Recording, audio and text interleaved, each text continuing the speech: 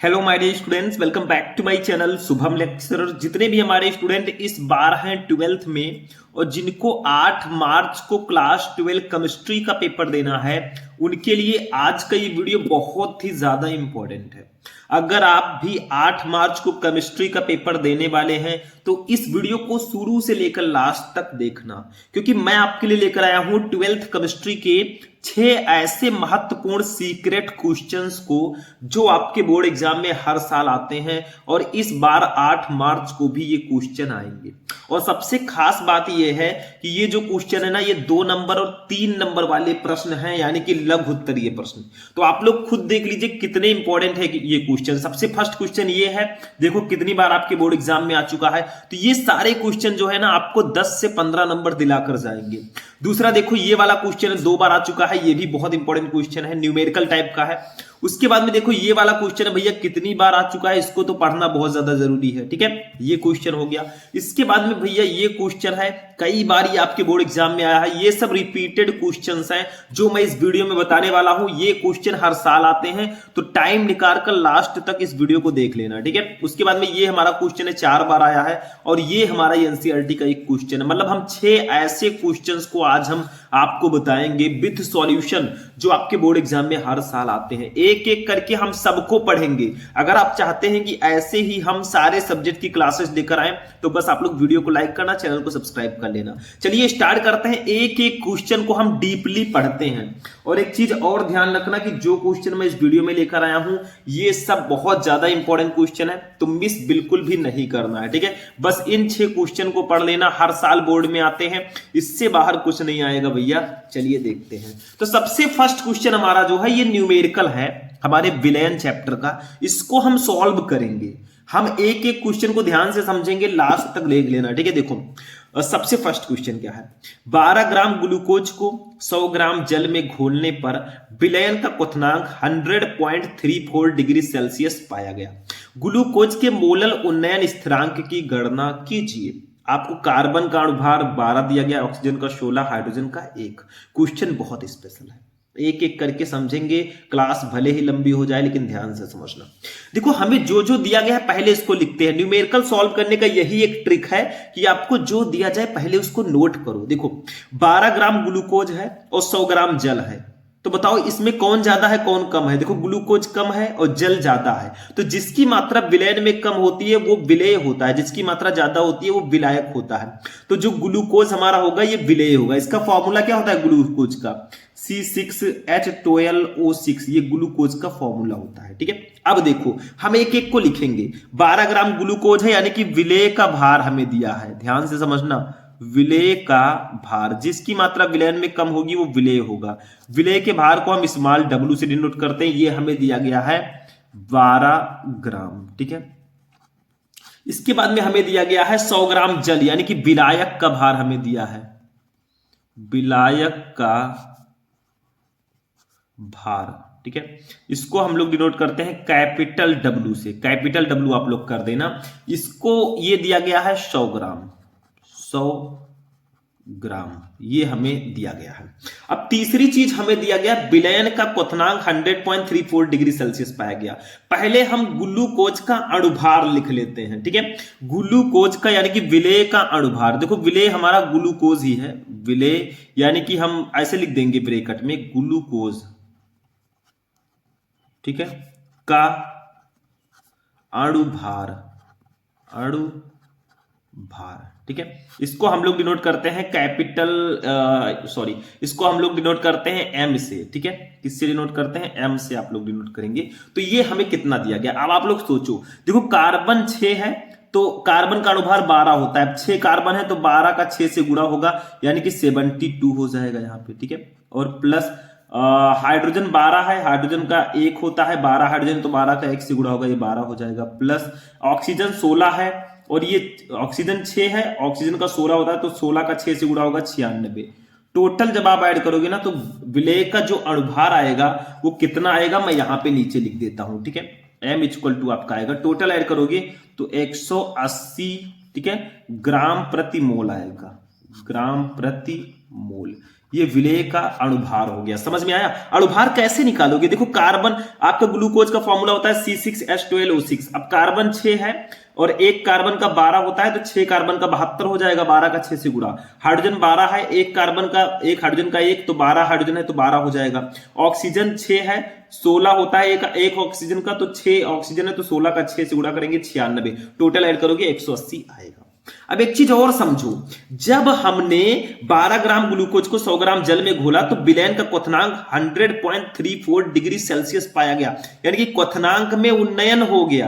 अब क्वथनांक में उन्नयन कितना हुआ उसको निकालेंगे। देखो क्वथनांक, देखो भैया ये 3 नंबर और 2 नंबर में आते हैं तो थोड़ा सा मेहनत करना पड़ेगा, ठीक है। तो क्वथनांक का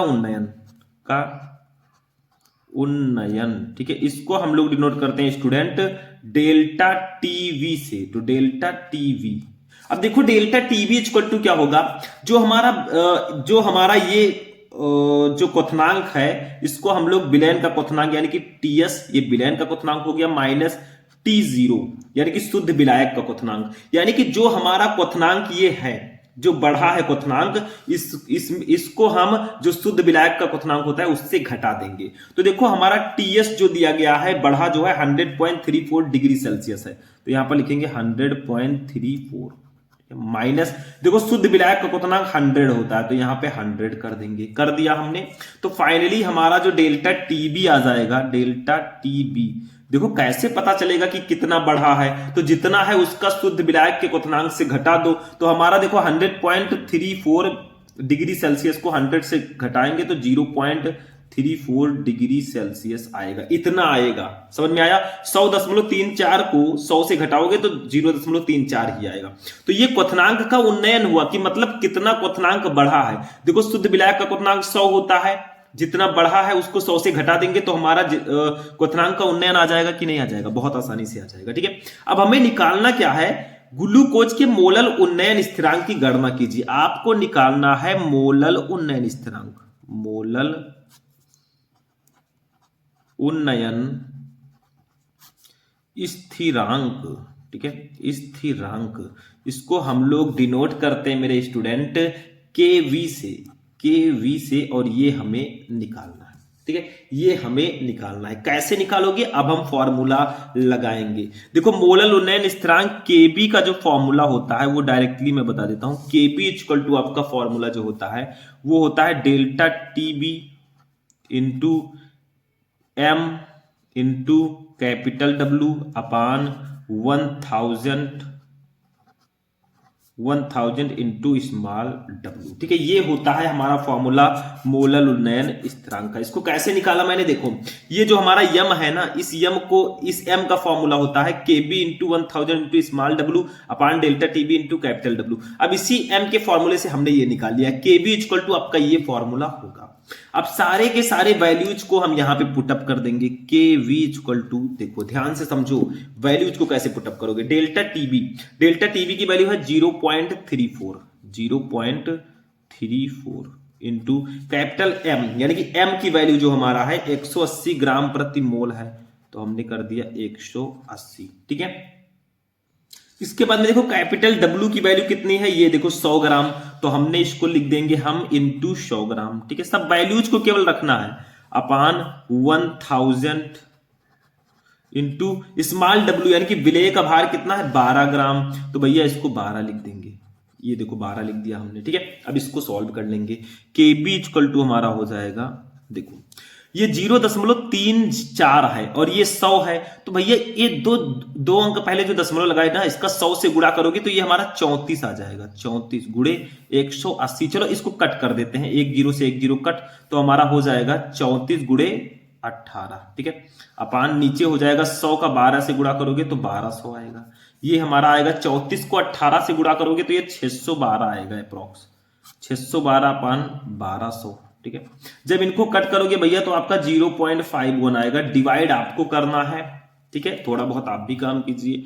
तो केबी इक्वल टू हमारा आ गया, देखो 0.51 और इसका मात्रक होगा डिग्री सेल्सियस प्रति मोलल, ठीक है, प्रति मोलल, ठीक है, यानी कि 0.51 डिग्री सेल्सियस प्रति मोलल, और हमारा यही आंसर हो जाएगा, यही मोलल उन्नयन स्थिरांक का की वैल्यू हो जाएगी। तो समझ में आया, हमें विलेय का भार दिया गया था, विलायक का भार, विलेय का अणुभार हमने निकाल लिया, क्वथनांक का उन्नयन हमने निकाला, फिर मोलल उन्नयन स्थिरांक का फॉर्मूला मैंने लगाया, वैल्यूज को पुटअप किया, आपका ये सॉल्व हो गया। समझ में आ गया तो अच्छी बात है, नहीं तो आप लोग दोबारा देखिए, कुल मिलाकर इसको समझना है। तो फर्स्ट वाला समझ में आया, अब हम सेकंड वाले पे चलते हैं। देखो हम 6 सबसे इंपॉर्टेंट क्वेश्चन पढ़ने वाले हैं, तो भैया ध्यान से समझना होगा। ये रहा हमारा सेकंड वाला क्वेश्चन, ठीक है। सेकंड वाला क्वेश्चन जो है और ज्यादा स्पेशल है मेरे भाई, क्योंकि ये हमारे लघु उत्तरीय प्रश्नों में डायरेक्टली पूछा जाता है, तो जो आता है उसको हम सॉल्व करेंगे। उसी तरह है, बस थोड़ा सा चेंज है, ठीक है। इसको भी हम सॉल्व कर लेते हैं, ध्यान से समझना, ठीक। देखो पढ़ो पहले इसको, क्या है, देखो 1.822 ग्राम कार्बनिक यौगिक जिसका अणुभार 155 है, इसको 100 ग्राम बेंजीन में घोलने पर हिमांक में 0.60 सेल्सियस की कमी पाई गई। बेंजीन के मोलल अवनमन स्थिरांक की गणना कीजिए। जैसे मोलल उन्नयन स्थिरांक होता था ना, वैसे मोलल अवनमन स्थिरांक भी है। तो 1.822 ग्राम कार्बनिक यौगिक है, यानी कि ये विलेय का भार दिया गया है, इसको इसका अणुभार भी दिया गया 155, ठीक है। कार्बनिक यौगिक का नाम नहीं बताया गया है, क्योंकि हमें मोलल अवनमन स्थिरांक की गणना करनी है। इसको 100 ग्राम बेंजीन में घोला गया, तो भैया ये लगभग 2 ग्राम है, ये 100 ग्राम है, तो ये कम है, ये विलेय होगा, ये ज्यादा इसका ये विलायक होगा। देखो ये भी 2 बार आ चुका है, तो हम लिखेंगे विलेय का भार हमें दिया गया है, विलेय का भार, ठीक है। इसको हम लोग डिनोट करेंगे स्मॉल w से। ये हमें दिया गया है 1.822 ग्राम, ठीक है। अब देखो विलेय का अणुभार भी दिया है 155 ग्राम, तो इसको भी लिख देंगे विलेय का अणुभार, इसको हम लोग डिनोट करेंगे m से। ये हमें दिया गया है 155 ग्राम में नहीं रहेगा, ये अणुभार है, ठीक है। उसके बाद में हमें दिया गया 100 ग्राम बेंजीन में घोलने पर, यानी कि हमें विलायक का भी भार दिया गया है, यहां पे विलायक का भार, इसको W से डिनोट करेंगे, कैपिटल W से। ये हमें दिया गया है 100 ग्राम, कितना, 100 ग्राम हमको दिया गया, ठीक है। ये हो गया। घोलने पर हिमांक में 0.60 सेल्सियस की कमी पाई गई, यानी कि हिमांक में अवनमन भी हमें दिया गया। देखो सारी चीजें दी गई है, क्या इसमें समझना है, सब कुछ तो दिया है। हिमांक का अवनमन लिख देंगे, का अवनमन। तो क्वथनांक में उन्नयन को हम डेल्टा टीबी से डिनोट करते थे, हिमांक में अवनमन को हम डेल्टा टीएफ से डिनोट करेंगे, टीएफ, ठीक है। ये 0.60 डिग्री सेल्सियस हमें दिया गया। हमें निकालना क्या है मेरे भाई, मोलल अवनमन स्थिरांक, बेंजीन के मोलल अवनमन स्थिरांक। तो हम यहां से मोलल अवनमन स्थिरांक को निकाल लेंगे। अब कोई टेंशन ही नहीं है, सब कुछ हमें दिया गया है, मोलल अवनमन स्थिरांक, ठीक है। इसको हम लोग डिनोट करते हैं, मोलल अवनमन स्थिरांक को डिनोट करते हैं के एफ से। ये हमें निकालना है, तो इसका एक फॉर्मूला होता है, वही फॉर्मूला हम लोग लगा देंगे। देखो ध्यान से समझना, बहुत इंपॉर्टेंट फॉर्मूला है। यहां पे देखो क्या होता है, K F equal to molal अवनमन स्थिरांक, के एफ इक्वल टू हमारा होता है, K F equal to M into delta T F into capital W upon 1000 into small w। लगभग उसी तरह है जो अभी मैंने आपको बताया था, बस यहां पे फर्क क्या है मेरे भाई, यहां पे TF है, TB के जगह पर TF है, KB के जगह पर KF है, बस इतना सा फर्क है। चलो इसको भी करते हैं। ये न्यूमेरिकल बहुत इंपॉर्टेंट है आपके विलेयन चैप्टर के, ये मैं ऐसे नहीं बता रहा हूं कि मैं फालतू में बोल रहा हूं, सारे के सारे इंपॉर्टेंट है। के एफ इक्वल टू हमारा हो जाएगा, देखो m की वैल्यू हमें दी गई है 155, तो 155 हमने लिख दिया। डेल्टा TF की वैल्यू दी गई है 0.60 लिख दिया मैंने। कैपिटल W विलायक का भार है 100, हमने ये भी लिख दिया, अपान 1000 है ये। स्मॉल w की वैल्यू है 1.822, तो इसको भी ऐसे प्यार से लिख देंगे 1.822। अब इसमें करेंगे क्या, इसको सॉल्व करने का एक आसान तरीका मैं आपको बताने जा रहा हूं। देखो क्या करो, 155 आपका है ही ये, इंटू 0.60 है, ये 100 है, 2 अंक पहले दशमलव है तो ये दशमलव हटेगा तो ये 60 हो जाएगा। जब आप 0.60 को 100 से गुणा करोगे तो 60 होगा, ठीक है। अपान 1000 है, ये 1.822 है, तो इस दशमलव को जब आप हटाओगे 3 अंक पहले है, इसका 1000 से गुणा करोगे तो ये 1822 आ जाएगा डायरेक्ट, ठीक है। ये हो जाएगा 155, सॉरी 155 का 60 से गुणा कर दो, 155 का 60 से गुणा कर दो तो आपका आएगा ये 9300 अपान 1822 हो जाएगा, 1822। तो 9300 को 18 से 22 से डिवाइड करोगे ना तो आपका आएगा 5.104, कुछ इस प्रकार से आएगा। और हमारा यही आंसर होगा मेरे भाई, यही मोलल अवनमन स्थिरांक के एफ की वैल्यू हो जाएगी 5.104 डिग्री सेल्सियस प्रति मोलल, या मोलल इनवर्स लिख सकते हैं, मोलल इनवर्स, ठीक है। यही हमारा आंसर हो जाएगा, कुछ करना नहीं था, सब कुछ तो दिया रहता है, सिर्फ पहचानना होता है चीजों को। विलेय का भार दिया गया था, अणुभार विलायक का भार भी दिया गया था, हिमांक का अवनमन भी दिया था, मोलल अवनमन स्थिरांक निकालना था। ये फॉर्मूला अगर आपको बता भैया ना, किसी भी क्वेश्चन को आप चुटकी बजाकर ऐसे सॉल्व करेंगे, ठीक है। चलो इसको भी मैं हटाता हूं, अपने थर्ड क्वेश्चन पे चलते हैं। ध्यान से समझो एक एक क्वेश्चन को, क्योंकि ये इतने स्पेशल क्वेश्चंस है ना कि मैं लफ्जों में बयान नहीं कर सकता। आपने खुद देखा कि ये कितनी बार हमारे एग्जाम्स में आए हैं, तो इनको मिस करना यानी कि सबसे बड़ी गलती करना है। तो इसको भी मैं हटाता हूं और अपने थर्ड क्वेश्चन पे हम लोग चलते हैं। समझते चलो, लाइक वीडियो को करते चलो, 8 मार्च को हम गर्दा गर्दा कर देंगे। चलो तीसरा क्वेश्चन है, विशिष्ट चालकता से क्या तात्पर्य है, इसका मात्रक क्या है। क्वेश्चन बहुत इंपॉर्टेंट है और ये हमारे दूसरे चैप्टर विद्युत रसायन चैप्टर का क्वेश्चन है कि विशिष्ट चालकता क्या है, व्हाट इज स्पेसिफिक कंडक्टेंस। ये क्वेश्चन अगर नहीं पढ़ा भैया तो आपने क्या पढ़ा, ठीक है, क्योंकि ये क्वेश्चन ही इतना ज्यादा स्पेशल है जो मैं बताने जा रहा हूं, ठीक है। बहुत सारे ऐसे क्वेश्चन है, देखो क्या है, किसी चालक, विशिष्ट चालकता क्या है, किसी चालक के विशिष्ट प्रतिरोध की व्युत्क्रम को उस चालक की विशिष्ट चालकता कहते हैं। मतलब सिंपल सा है, एक लाइन में बताऊं मैं, विशिष्ट प्रतिरोध के व्युत्क्रम को ही हम विशिष्ट चालकता बोलते हैं, ठीक है। इसे हम कप्पा से डिनोट करते हैं, देखो ध्यान दो, इसे एक ग्रीक अक्षर होता है, ग्रीक अक्षर ऐसे कुछ होता है कप्पा, आप लोग लिख देना, थोड़ा सा मैं लिख देता हूं कप्पा, ठीक है। ये के नहीं है, ये कप्पा है, कप्पा से प्रदर्शित करते हैं, प्रदर्शित करते हैं, इसे कप्पा से प्रदर्शित करते हैं। इसका फॉर्मूला क्या होगा, क्योंकि विशिष्ट प्रतिरोध की व्युत्क्रम को हम विशिष्ट चालकता कहते हैं, तो कप्पा इक्वल टू हमारा हो जाएगा 1/रो, क्या होगा 1/रो, यही फॉर्मूला हो जाएगा, कप्पा इक्वल टू 1/रो, जहां पे हमारा रो जो है मेरे स्टूडेंट ये है विशिष्ट प्रतिरोध, क्योंकि इसी के व्युत्क्रम को ही हम विशिष्ट चालकता कहते हैं, तो ये विशिष्ट प्रतिरोध है।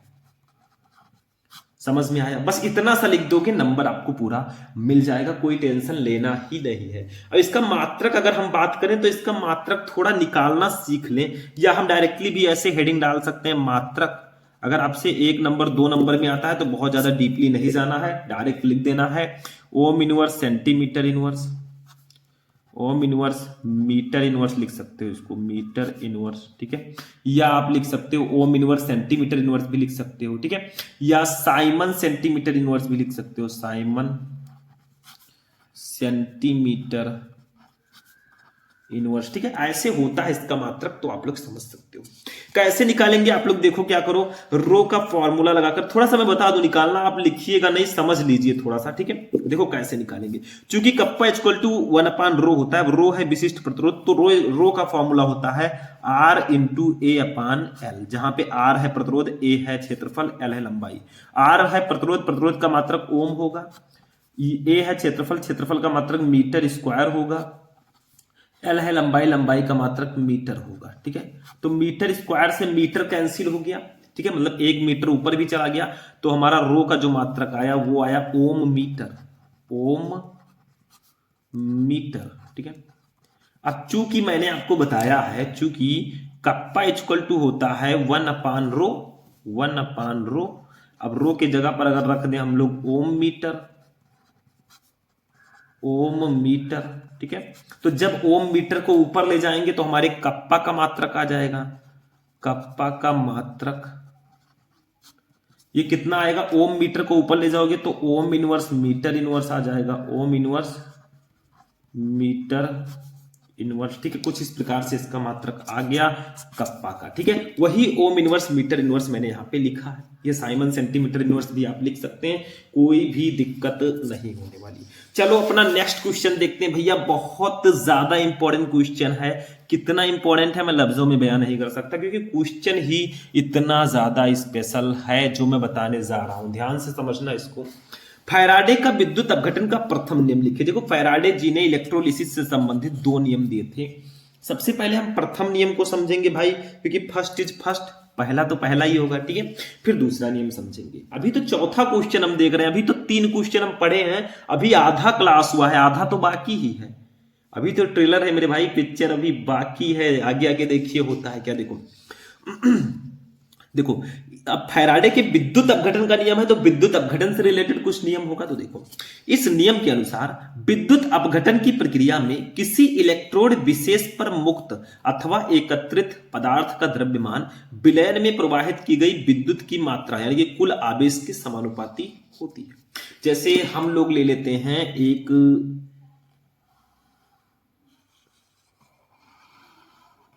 देखो विद्युत, इसमें विद्युत अपघटन की प्रक्रिया होगी। देखो, क्योंकि इसमें 2 इलेक्ट्रोड होंगे, एक कैथोड एक एनोड। ठीक है, मतलब यहां पे एक आपका सेल है समझ लो, इसके अंदर क्या है, एक विद्युत अपघट्य भरा हुआ है। क्योंकि विद्युत अपघट्य जब तक नहीं होगा मेरे भाई, तब तक विद्युत अपघटन की प्रक्रिया कैसे होगी।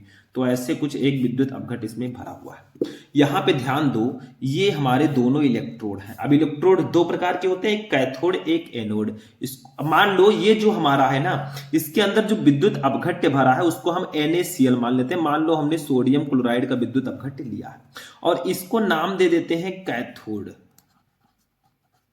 कैथोड, और कैथोड भैया पॉजिटिव होता है, सॉरी कैथोड जो है निगेटिव होता है, तो यहां पे माइनस। थोड़ा अच्छे से देखना। ये एनोड ले लो इसको, एनोड, और एनोड जो होता है ये निगेटिव होता है। ठीक है, तो इसमें 2 इलेक्ट्रोड हैं। अब इलेक्ट्रोड है कैथोड एनोड, और इसमें विद्युत अपघट्य भी है, तो इसमें होगा विद्युत अपघटन की प्रक्रिया। यानी कि यहां पे NaCl जो आपका विद्युत अपघट्य है ना, NaCl जो आपका विद्युत अपघट्य है, इसमें विद्युत अपघटन की प्रक्रिया होगी, और ये जो हमारा है Na+ और Cl- में टूटेगा। तो विद्युत अपघटन की इसमें प्रक्रिया हो रही है। ये दोनों इलेक्ट्रोड है। ठीक है, एक कैथोड एक एनोड। तो देखो, विद्युत अपघटन की प्रक्रिया में, ये विद्युत अपघटन की प्रक्रिया हो रही है। इस प्रक्रिया में इलेक्ट्रोड विशेष पर मुक्त अथवा एकत्रित पदार्थ का द्रव्यमान, जब इसमें विद्युत अपघटन की प्रक्रिया होगी ना, तो इस इलेक्ट्रोड पर कुछ पदार्थ एकत्रित होंगे, कुछ पदार्थ की मात्रा एकत्रित होगी। ठीक है, तो उसका जो द्रव्यमान होगा ना, वो विलयन में प्रवाहित की गई कुल विद्युत की मात्रा यानी कि कुल आवेश के समानुपाती होगा। ये जो इस इलेक्ट्रोड पर एकत्रित पदार्थ का द्रव्यमान है, वो इस विलयन में प्रवाहित की गई कुल आवेश के समानुपाती होगा।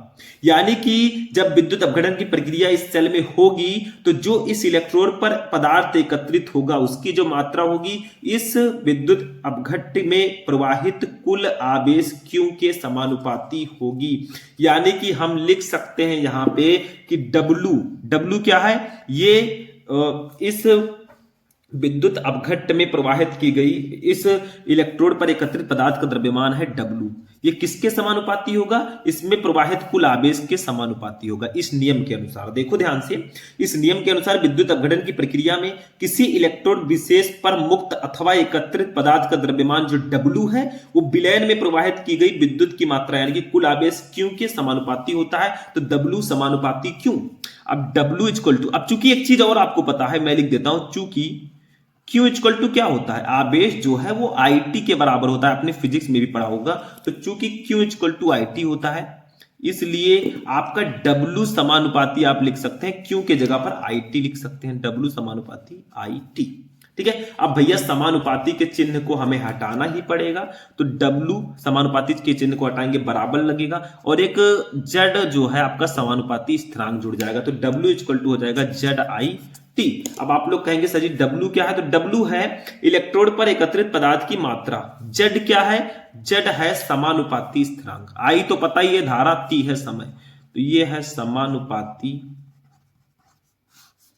स्थिरांक, ठीक है, या इसी को बोल सकते हैं विद्युत रासायनिक तुल्यांक भी बोलते हैं, ठीक है, विद्युत रासायनिक तुल्यांक, ठीक है, ये हमारा होगा।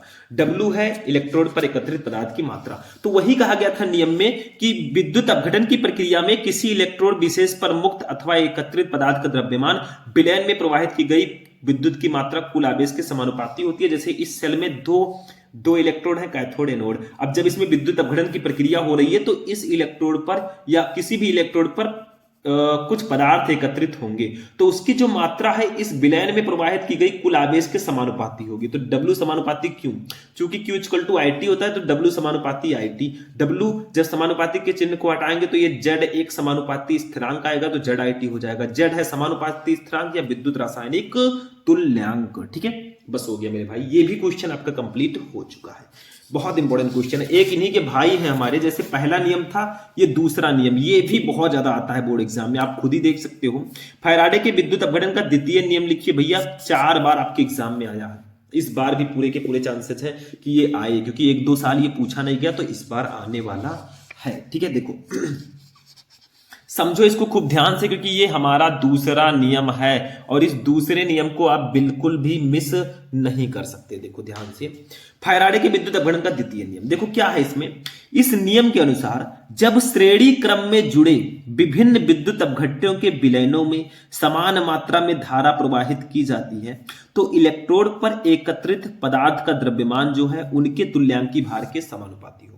जैसे उसमें जो एकत्रित पदार्थ का द्रव्यमान था वो विलयन में प्रवाहित कुल आवेश के समानुपाती होगा, लेकिन इसमें क्या होगा, कुछ विद्युत अपघट्यों को श्रेणी क्रम में जोड़ देंगे, ठीक है, और उनके विलयनों में समान मात्रा में विद्युत प्रवाहित करेंगे। तो जो इलेक्ट्रोड पर पदार्थ की मात्रा एकत्रित होगी ना वो उसके तुल्यांकी भार के समानुपाती होगा। तो जैसे मान लो, हम थोड़ा सा समझते हैं यहाँ पे, क्योंकि ये दूसरा नियम है तो इसको समझना बेहद ज्यादा जरूरी है, ठीक है। नियम तो नियम है, ठीक है। तो देखो इसमें मान लो कि हमने कुछ इस प्रकार से, ये देखो इस प्रकार से हमने 2 विद्युत अपघट्य ले लिए हैं, मतलब 2 हमने विद्युत अपघट्य लिए। अब इसमें 2 चीजें होंगी, आपका जो कैथोड एनोड होगा वो 2-2 होगा, ठीक है, मतलब एक इसमें होगा और एक इसमें होगा। अब दोनों को हमने क्या किया है, श्रेणी क्रम में ऐड कर दिया है, मतलब दोनों को मान लो ऐसे अटैच कर दिया, दोनों को जोड़ दिया है, ठीक है। अब ये भी आपका ये वाला कैथोड, ये कैथोड, ये एनोड ऐसे होगा और इसमें भी विद्युत अपघट्य होंगे।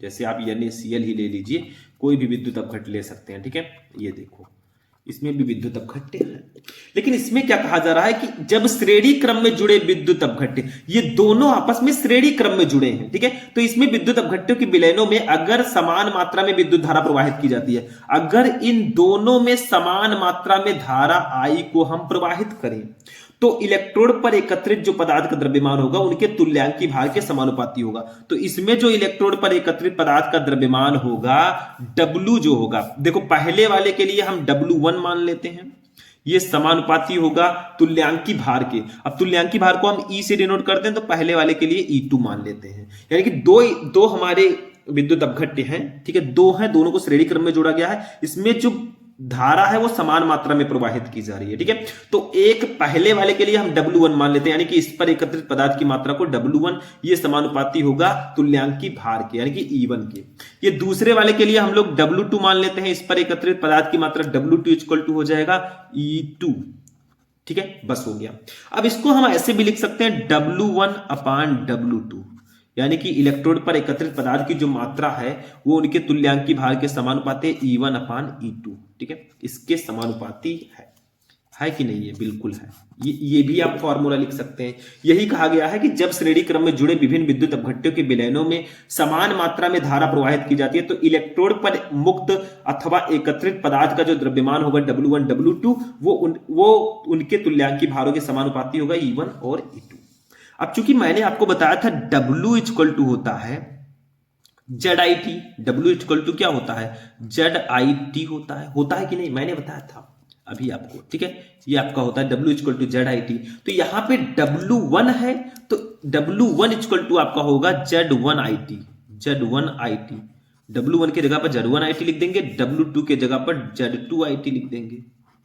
इक्वल टू आपका हो जाएगा E one upon E to. मैंने सिर्फ W1 और W2 को किया है, ठीक है। अब देखो Z1 IT से IT कैंसिल हो जाएगा तो आपका दूसरा एक फॉर्मूला निकल कर आएगा Z1 upon Z2 equal to E1 upon E2। यानी कि हम ये भी कह सकते हैं कि जो विद्युत रासायनिक तुल्यांक है वो उनके तुल्यांकी भारों के समानुपाती होता है, ठीक है। W1 upon Z1 upon Z2 equal to E1 upon E2, ठीक है। तो ऐसे कुछ इसका दूसरा नियम हो जाएगा भाई, समझ में आ गया। तो ये आपका दूसरा नियम है। देखो चित्र बनाने की कोई खास जरूरत नहीं है, चित्र पूछा रहा है तभी बनाओ, मैं थोड़ा सा समझा रहा था। बाकी आपको फॉर्मूला लिख देना है और ये वाला नियम पूरा लिख देना है, बस काम हो जाएगा। अब हम चलेंगे अपने सबसे इंपॉर्टेंट और लास्ट क्वेश्चन पे। भैया एनसीईआरटी से रिलेटेड है तो इसको तो मिस करेंगे नहीं हम, क्योंकि ये मिस करने वाला क्वेश्चन है ही नहीं। 6 नंबर क्वेश्चन देखो, ये बहुत इंपॉर्टेंट क्वेश्चन है। 298 केल्विन पर 0.20 एम ये मोलरता दी गई है। केसीएल विलयन की चालकता 0.0248 साइमन सेंटीमीटर इनवर्स है। साइमन सेंटीमीटर इनवर्स का मतलब ये आपका विशिष्ट चालकता दी गई है, इसकी मोलर चालकता निकालो। मतलब आपको 0.20 एम मतलब मोलरता, केसीएल की मोलरता 0.20 एम है और इसकी जो चालकता है 0.0248 साइमन सेंटीमीटर इनवर्स है। तो इसकी मोलर चालकता आपको निकालनी है। एनसीईआरटी का क्वेश्चन है, 2-3 बार एग्जाम में आ भी चुका है। इसको समझते हैं, देखो ध्यान से समझो। हमें दिया गया है यहाँ पे विशिष्ट चालकता, हमें विशिष्ट चालकता कप्पा दिया गया है। क्या कप्पा, ये दिया गया है 0.0248 साइमन सेंटीमीटर इनवर्स, ये दिया गया। उसके बाद में हमें मोलरता दी गई है। मोलरता को हम लोग डिनोट करते हैं कैपिटल एम से। ये हमें दिया गया है 0.20, ठीक है, एम या मोल प्रति लीटर भी लिख सकते हैं। हमें निकालना है मोलर चालकता।